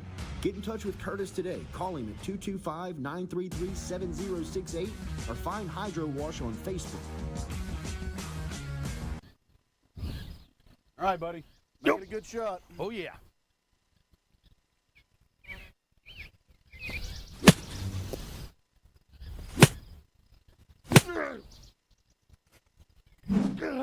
Sticking the roof in.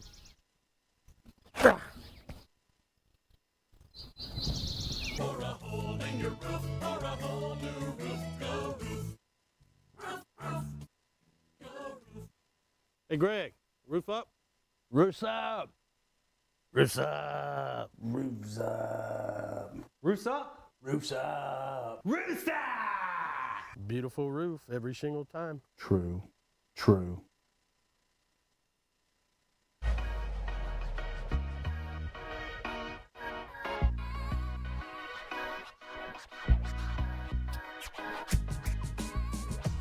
All right, welcome back here. Jordy Culotta Show. As always, we are built by RMB Builders from the campus of Click Here Digital on Interline Avenue in between Drusilla and Airline. You can learn more about Click Here Digital online at clickheredigital.com. If you want a direct contact, get in touch with me. Email me, jordy@clickheredigital.com. If you need help in digital marketing, Google ads, Facebook ads, Instagram, all of that, get in touch with me, jordy@clickheredigital.com. All right, Saints yesterday, as we said, this must have been the most important NFL preseason game of all time because they decided to play this thing in a tropical storm and then an earthquake. The Saints able to capitalize and win here on the field, 22-17, but much more crazy stuff, much more important stuff, much more stuff that is more important to talk about is with our friend John Hendricks, who is in Southern California and has been for the joint practices and covered the game. And obviously things are crazy out there. So first and foremost, John, thanks for joining us here. Good morning. Safe and sound. How are you out there? Good morning. I'm doing well, man. I hope you guys are doing good too. And yeah, doing okay. It was a little bit crazy. I mean, it started off great, and then trying to find out, a couple days later, my dad texted me. He's like, there's a hurricane coming. I was like, you got to be kidding me. And so dealing with all that and the fallout, but crazy week. Can't wait to get home. So I can imagine, man. On Twitter, at John J. Hendricks, at SA.com. First, I mean, do you have a ride home? I mean, is everything lined up?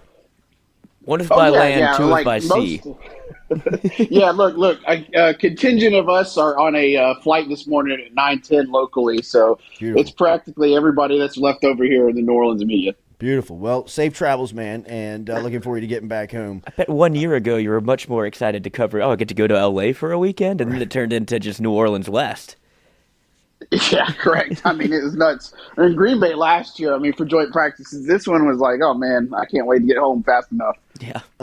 Like I said, safe travel. So take me on the field yesterday. Obviously, not a lot of starters out there, but some guys had some real opportunities. What did you see early on from the Saints as they got it going?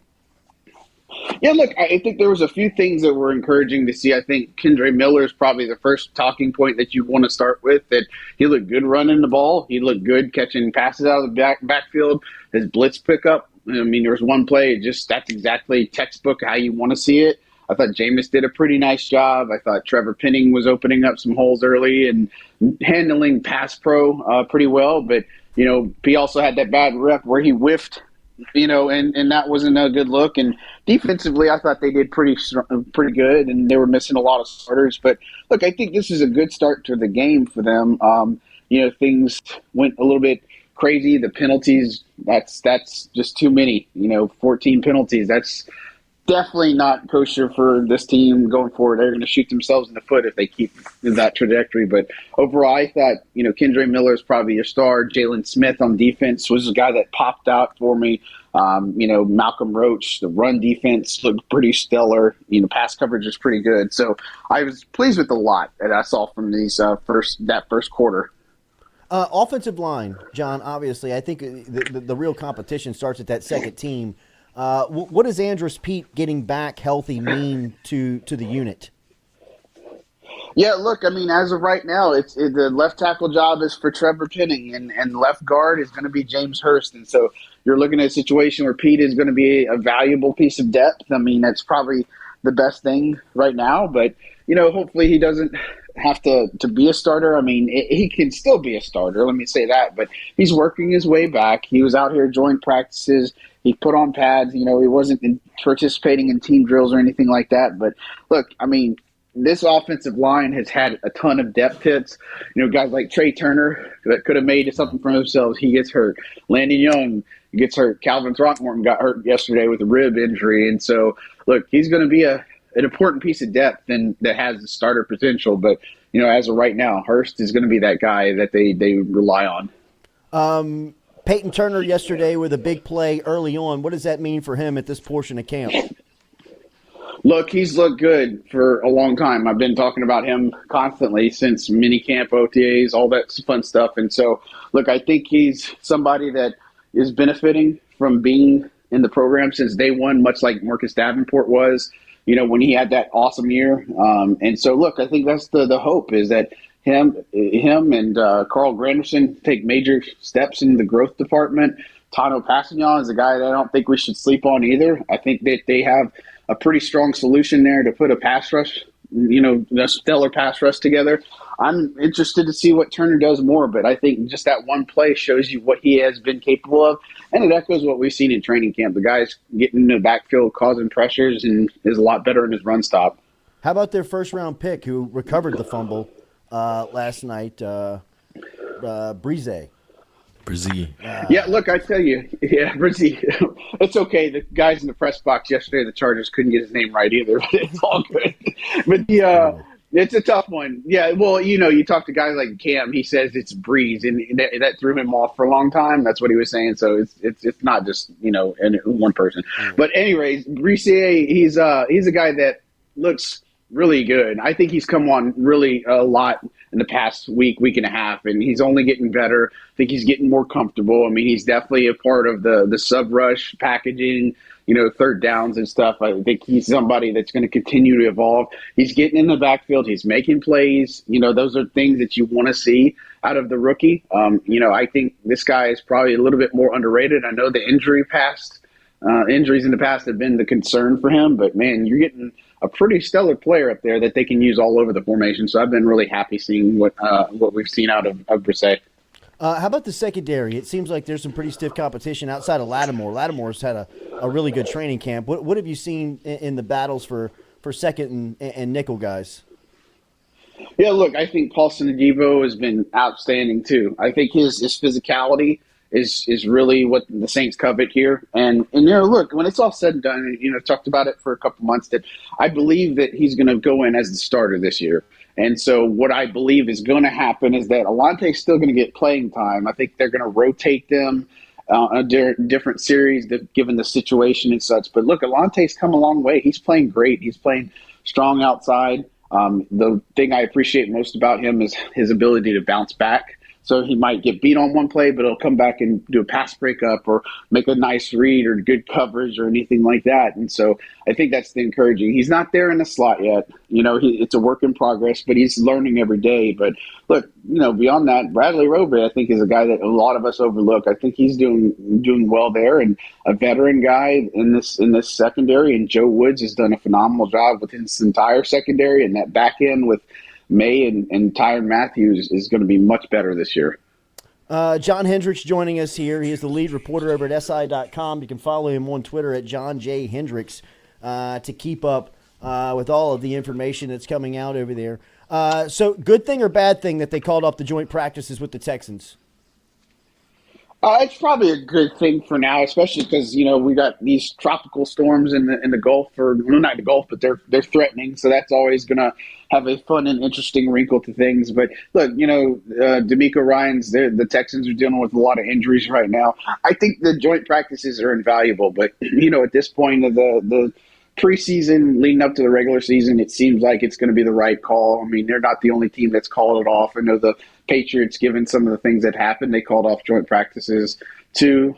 So look, I like the joint practices. I think this experience in LA was more valuable than a preseason game. And we saw, and for instance, like Justin Herbert, he had 25 snaps or 25 passes against this team, the first team defense, the other day on Friday. And, he played a lot of football, and same thing with Derek Carr. So that's why I think, you'll see a lot more of these. I like the idea of having two joint practices, with two different teams.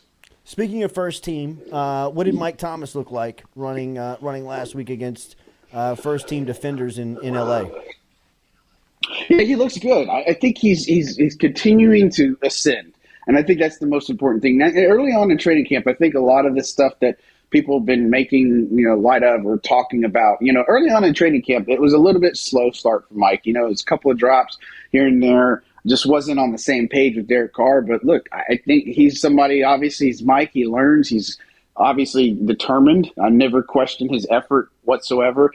But man, he's come on a lot. I think that the first preseason game against the Chiefs, that first drive, was everything that you wanted to see from this offense, and Mike was a big part of that. Chris Olave was really not even a factor, and he's been on fire during training camp. So, look, Mike is continuing to get better. And, again, if he says he's not 100%, it's hard to fool some people. I don't think we're expecting the old version of Mike Thomas out there, but as Mike Thomas that's going to be really good for this team, assuming he stays healthy. And, look, Mike needs this year as bad as the Saints need him to be and deliver this year. John, good stuff, man. And again, safe travels, buddy, as what an assignment covering it out there for the last week from the sunshine to the tropical storm to the earthquake. Get home safely, man. Thank you. Appreciate you guys. Thanks as always. All right, there he is. John Hendricks checking in from soggy Southern California here on this. The big winner in this preseason Monday. has to be Jameis. Yeah? Do you think there's a world where they trade him? A lot of pressure off of Jameis. Mm-hmm. He's playing great. He's playing very loose. What X were you on over there? When? Oh, that was YouTube. I was joining the chat, and I got an ad, Sharon. The ads got me. Yeah, let it play. I don't know what it was. I think it was one of the Clash of Clans.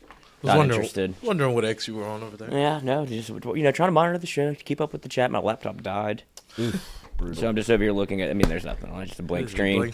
Remember, Daily, we're brought to you by Hughes Mechanical. Hughes Mechanical is online at hughesmechanical.net. They can help you out. 225-658-2147.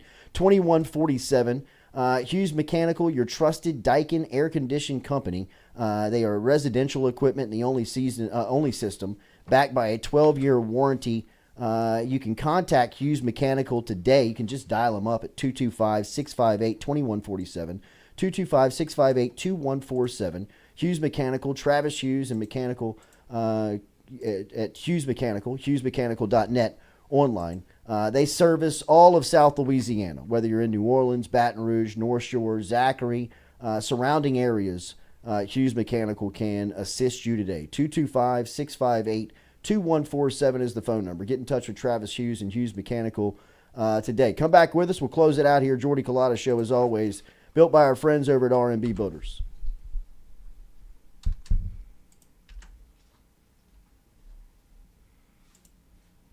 Okay. Tidy box.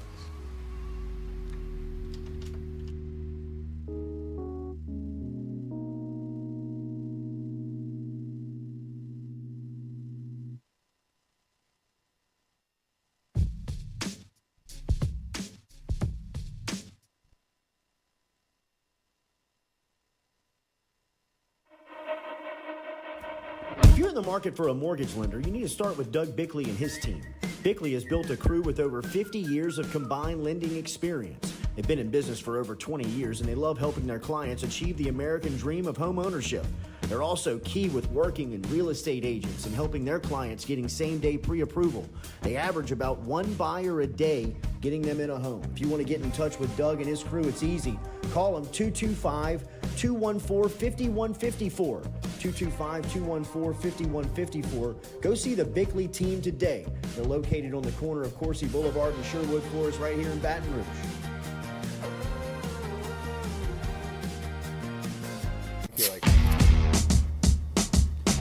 Is it time to wash your house or business? Call the pros at Hydro Wash today. Get them out with their low-pressure, soft-washing cleaning approach. From commercial buildings, rooftops, and residentials, Hydro Wash is ready to get your place shining. Find them on Facebook or call Curtis at 225-933-7068. Take it from me, Hydro Wash came by and made my house look like new. What was best was the professionalism. They picked up everything, made the clean, and then put everything back to where it belonged. Get in touch with Curtis today. Call him at 225-933-7068 or find Hydro Wash on Facebook. What's up? What's happening? Chilling with a couple of cool guys. You? Chilling and watching some tube. Hold on. Did you do it? Hold on. Did you do it? Roof's up. Hold on. Roof's up? Roof's up! Roof's up. Hold on. Hold on. Hold on. Beautiful roof every single time. True. True. At Auctioner, we know healing is a team sport. That's why we've partnered with world-renowned orthopedic surgeon Dr. James Andrews to create the Auctioner Andrews Orthopedics and Sports Medicine Institute. Whether you're a professional athlete or a weekend warrior, our team of specialists are dedicated to getting you back in the game. So whatever your reasons are for reaching your personal best, we've only got one. You. Auctioner Andrews Institute. Long live you. Are you looking for sound financial advice? Then get in touch with Daniel Newman of Edward Jones. You can call him today at 225-261-8262 or email him daniel.newman@edwardjones.com. If you're planning for retirement, saving for college for children or grandchildren, or just looking for sound investment opportunities, get in touch with Daniel today, 225-261-8262, located on Magnolia Square Drive in Central. Daniel Newman of Edward Jones.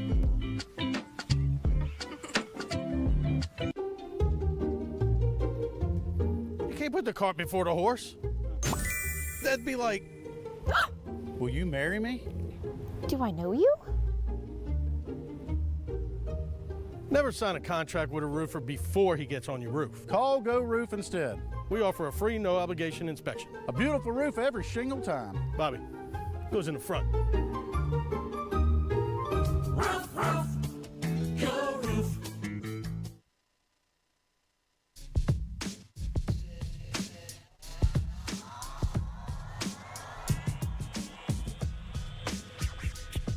I get stuff this morning. I appreciate Shea for stopping by, and of course, we appreciate John Hendricks for stopping in. Man, what a scenario as he's out in Southern California trying to get home.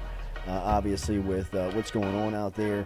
Obviously, if you're out there, man, please stay safe. That stuff looks eerie, and if you're not ready for hurricane type weather and you experience for the first time, it's nothing nice, obviously. So.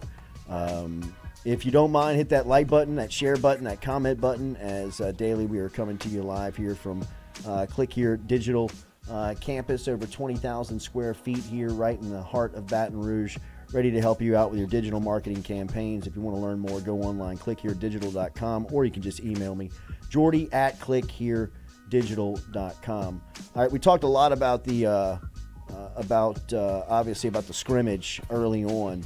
Our friends over at On3 did a pretty good job of breaking down the depth chart and looking at player by player of guys and standouts, including Garrett Nussmeier and Jaden Daniels on Saturday. I really want and agree wholeheartedly with what Shea said about the quarterback position at LSU going into this season. I think that Jaden Daniels has earned the right, obviously, to be the number one quarterback. He is someone that obviously is earned the right to do that. His play last year, I thought, really stabilized LSU at a point in time when they needed stability, and he became a playmaker towards the end of the season, right up until Texas A&M, where he obviously got a little nicked up. But going into the offseason, he has improved his ability to throw the ball down the field by getting stronger. Obviously, with a year of experience in the league, you see what the speed looks like. I got to imagine the first time you see that speed up close on a football field in consecutive weeks, when you even coming from the Pac-12, where it's not USC and Oregon every weekend, right? Where you're able to throw some Oregon States, and even a team like Utah, is a team that you gotta play. Are they in the Pac-12? Yes, they were. Well, Yeah, they will be for one more year. Yeah, that's the Utah. They're the back-to-back Pac-12 3Ms. Utes. Obviously there's some talented teams over there, but the SEC is just it's different. His speed translates. Right? Absolutely, Yeah. absolutely. Who's this? Jaden Daniels. Oh, yeah. Welcome to the show, Stuart. I'm like working over there. Yeah. Yeah. Grinding. Keep hearing about Oregon State and stuff. Like I'm hearing Pac-12. I'm like, what are we well, talking about? you don't have to worry about it for much longer. Pac-4. Yeah, Pac-4. Don't forget it. I mean, if you really want to dive into a depth chart, I feel like Nick Saban has something to offer you. Ah, Jesus. Did you see him over the weekend? How pissed is he about his quarterbacks? Hated here. I mean, he didn't pull any punches, did he? I'm telling you that they're in a bad spot. Well, just from an identity standpoint, you know, I mean, I think he kind of had gotten into a cycle where he was bringing in player after player after player, where you didn't have to change the terminology, you didn't have to change the formations, you didn't have to change the reads. I mean, like he was making it a symphony. Like you had to, if you know, when he was changing over these offensive coordinators, he was telling them like, this is what you call the play. Like we're not doing new terminology. We're not doing new cadence. We're not doing all that stuff. It's going to be continuous. It's going to be consistent. It's going to be the Alabama way that you have to adapt to. And right now it looks like the players can't adapt to the Alabama system. I mean, he didn't have a guy. He went from Heisman Trophy winners. Yeah, first round picks. To Mac Jones. First overall pick, Bryce Young, and now it seems like it's a void of not a lot that he wants to pick from. LSU 2015. Yes, and here's his quotes after the weekend. When asked about the quarterback room in the scrimmage, they all got to play. They all took snaps. They all completed some passes. They all made some throws that weren't as good as they should have been, and they all got sacked. That's what I saw. End of interview. End of presser. Out. See y'all later. Do you know what he did to the freshman, Dylan Lonergan? He was supposed to play. He was a two-way guy that was gonna had D1 offers to play baseball as well. Saban gets on the phone, makes him early enrolled to come into spring camp to play quarterback. So he is in the mix as a freshman, where he was supposed to be playing his senior year of high school baseball and maybe get recruited in that as well. He was like, "No, I need you in camp now after one practice. Come on in."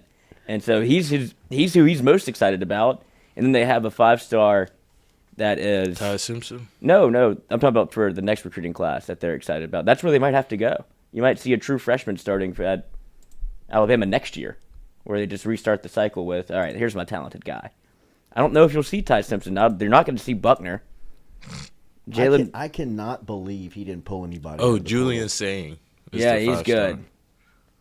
That's a player. But, I mean, Holstein's not getting any looks. I can't believe he didn't pull anybody out of the portal. I mean, Coach, look at these videos. Oh, no.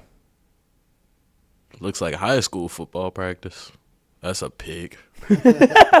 Would you rather see these or the USC DB's tackling drill? He's patting the ball, pig. Oh, that is a pig. Like he's just getting comfortable. Isn't that That's Ty Simpson. No, 82. Isn't that Oh, Shaz. Yeah. Shazzy. Oh no, Shaz is 18. There he is. Shazzy looks good. Milroe has a cannon. It's just you just didn't know where he's going. Yeah, I mean they're. This is the book came out whenever the spring game was played. I mean, they threw 3 picks in their own spring game. This man's patting the ball. It's just killing me. But, I mean, this is what they're working on. They're about to go Milroe left, Milroe right, power offense. They're about to go Cam Newton 2010. And they could win that way. I mean, they could. They could win that way. That's the thing that's actually, if you're Hunter Hall, where you can hang your hat on, LSU will have probably a stable of running backs that they trust, and Jalen Milroe is an elite athlete at quarterback. You just kind of have to tailor your offense to that. You'll throw it, 21 times a game? Lean on your defense? Like, that's going to be old school Nick Saban. 18 to 22? Mm-hmm. That's what I'm thinking. Control the clock? Yes. And now How many running backs do they have? They got some pretty good running backs. They got. I mean, they usually do. Yeah. McClendon. They got a 5-star running back, Justice Haynes. They got like 3 or 4 running backs. That's what you're going to see. 40 carries, boys. Exactly. Get ready. Strap in. How you want to divvy them up? Who wants them? And 40 carries this Saturday. And with the new clock rule that it's not stopping. Yeah. Doesn't stop on first downs. Right. And it does in the fourth quarter with 2 minutes. And it's flying by, man. The games are going to fly by. Poor band.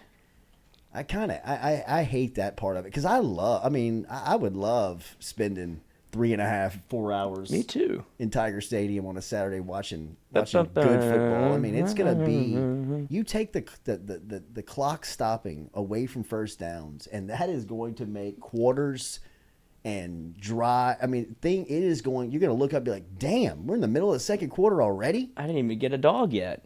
Yeah, I didn't even sit down. Yeah. I need a Tiger burger. Tiger burger. Add cheese. Tiger dog. But yeah, that's what it's going to. Well, the only saving grace, I guess, at the end of the second quarter, with 2 minutes left, it goes back to the old rule. And then with 2 minutes left of the fourth quarter, it goes back to the old rule. But I agree. It's going to be it's going to be a sprint. Yes. I mean, it's going to be. You don't realize how fast it's going to go. Right. I mean, because it already feels fast. I mean, think about the last time that happened. What was junior high football? Yeah. I mean, think about the last time you went to a junior high game and you're like, I mean, it's the third quarter? Mm-hmm. Clock's running, coach. Yeah, you're like, I mean, absolutely. I mean, we're moving this thing. I get it. You know, you're trying to play a third and fourth, a fifth and sixth, a seventh and eighth grade game, and you're trying to keep everything on time. And, you know, really, you know, nobody but the parents and the kids want to be there. So the guy running the clock, the guy, you know, that's refereeing, officiating the game. I mean, you know, it's not like it's on laser time. I mean, you know, they're just letting it run. That's what college football is going to feel like. Stop the clock. Yes. I mean, stop the clock. Stop the clock. It's a first down. He ran out of bounds. Well, as soon as they said it, I mean, it's gone. Oh, that's the wind people. The clock. That's who's going to be in trouble. Those guys that are in charge of the sticks. They're 65 years old. Well, get good. to Hopefully sprinting. This could turn them over. Get to sprinting. I mean, they got no business being down there. No, and that's the funniest part about football. All this technology, we still got two old white men with chains and yards. sticks. Yeah, reset the chains. Hold on, we got to reset the chains. What down is it? Ball stopped. Got to wait for old Ray to pick up his feet, get across the chains. I mean, Oregon was having a field day. We can't Mario's get set crystal fast ball. enough. College games are way too long, so it's understandable. Really? I think that's really just kind of like CBS's college football yeah. games. Oh, I mean, I feel like Mario's saying that because he's used to getting his ass kicked. Yeah. So he's just like, I'm tired of being here. Like, I mean, I would get that, but I mean, like, I think just the national primetime games they're long because I mean that's where they're making all their money. Yeah. You know, I mean, like I get it. I mean that's what they're selling the ad packages for. So I mean, if you're in the primetime games, I think the team thinks it's a benefit. You got extended timeouts, right? I mean, you have more opportunities to really kind of scheme and talk on the sideline to your group.